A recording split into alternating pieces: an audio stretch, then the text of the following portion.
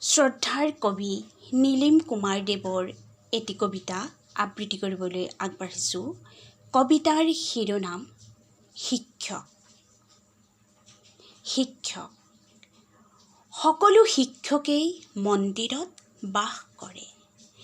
সকলো শিক্ষকেই ছাত্ৰক আঙুলিত ধৰি পাৰ কৰাই ৰাস্তা আৰু দোকমোকালিৰ ঘণ্টা বজায়। অ আ শিকাই, ক খ শিকাই, মুখস্থ কৰাই নেওতা, শ্ৰুতলিপি দিয়ে শুদ্ধ কৰাই বানান, যাতে আমি ভুল নকৰোঁ শুদ্ধকৈ লিখিবলৈ নিজৰ নাম আৰু শুদ্ধকৈ মাৰিবলৈ আমাৰ চহী হাজিৰা বহীত নতুবা চুক্তিপত্ৰত। তেৱেই শিকায় আমাক একৰ লগত এক যোগ দিলে দুই, দুইৰ পৰা দুই বিয়োগ দিলে শূন্য। তেৱেই শিকায় আমাক শূন্যৰ কি অসীম মূল্য, শূন্যৰ কি নিদাৰুণ হাহাকাৰ। তেৱেই শিকায় আমাক গোটেই জীৱন যোগ বিয়োগ কৰিবলৈ, শূন্য হোৱাৰ পৰা বাচিবলৈ। সেই শিক্ষকেই শিকায় আমাক ভূগোলৰ ক্লাছত মেপ আঁকিবলৈ, একা বেকা মেপৰ পৰা দেশখন বচাবলৈ।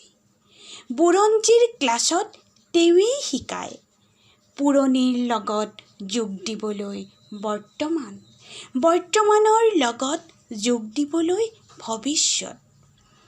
তেৱেই ৰচনাত ৰচনা কৰিবলৈ শিকায় জীৱনৰ লক্ষ্য, পৰীক্ষা বহীত নম্বৰ পাবলৈ নহয়, স্থিৰ কৰিবলৈ ভৱিষ্যতৰ সপোন।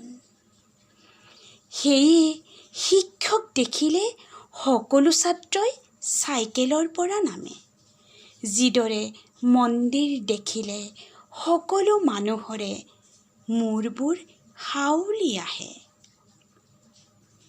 এদিন এজন শিক্ষকে কৈছিল, সেই পাহাৰখনলৈ চোৱা। পাহাৰ মোৰ সহকৰ্মী শিক্ষক।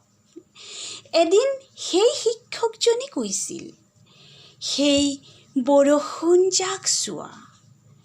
বৰষুণ মোৰ সহকৰ্মী শিক্ষয়িত্ৰী। এদিন বেলিটোলৈ দেখুৱাই শিক্ষকে কৈছিল, বেলি মোৰ সহকৰ্মী শিক্ষক। জোনটোলৈ দেখুৱাই কৈছিল, জোন মোৰ সহকৰ্মী শিক্ষয়িত্ৰী। আৰু আকাশলৈ দেখুৱাই কৈছিল, এই আকাশ তোমালোকৰ ব্লেকবৰ্ড। সেইদিনা বুজিছিলোঁ, কোনো শিক্ষকেই বাস নকৰে মন্দিৰত, সকলো শিক্ষকেই মানুহ, মাথো তেওঁৰ দৃষ্টি অনন্য, যি দৃষ্টিৰে মানুহক আঙুলিত ধৰি পাৰ হ'বলৈ শিকায় জীৱনৰ কাঁইটীয়া বাট। যিয়ে আমাক শিকায় জীৱনৰ এনে কঠিন মন্ত্ৰ, সেই শিক্ষকক মই মূৰ দোৱাইছোঁ। সেই শিক্ষকক মই মূৰ দোৱাইছোঁ। নমস্কাৰ।